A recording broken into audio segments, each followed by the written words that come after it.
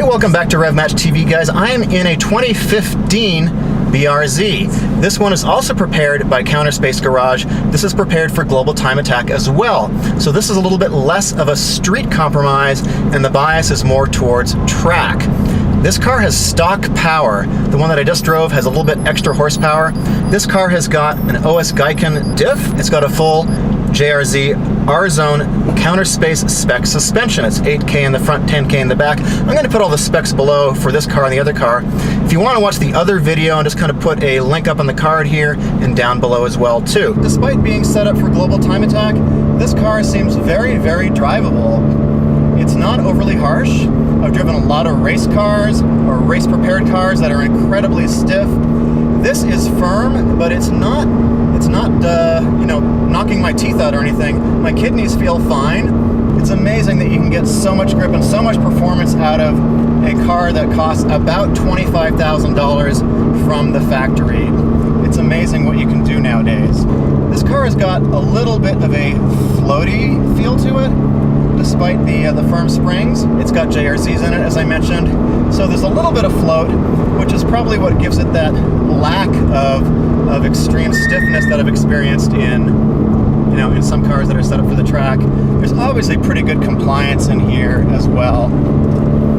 There's no problem gripping the corners on roads like these. So everything about this car is really super direct. The steering in this car feels really nice, actually.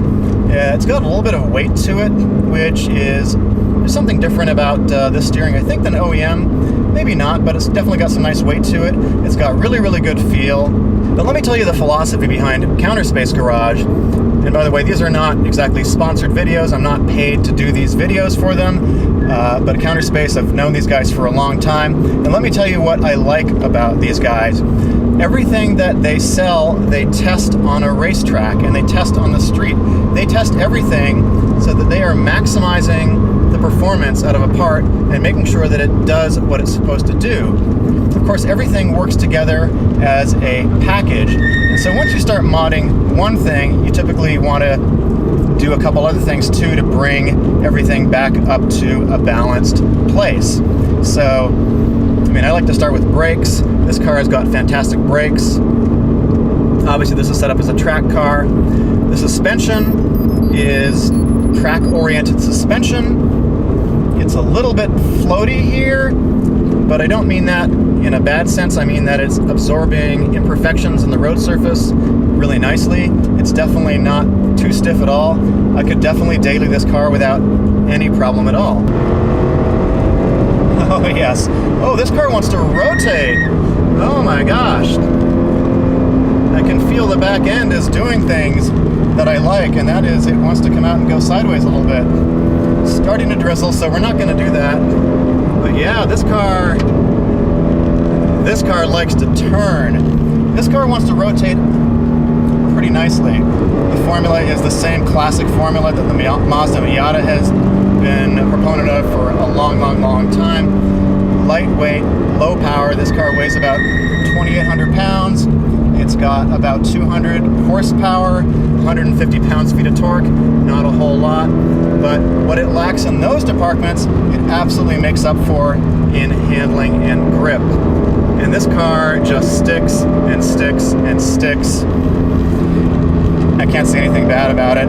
Well, I'll say one bad thing. The motors in these cars, they don't sound good to my ear. They don't sound good at all. But that's really the only bad thing I'm gonna say about it.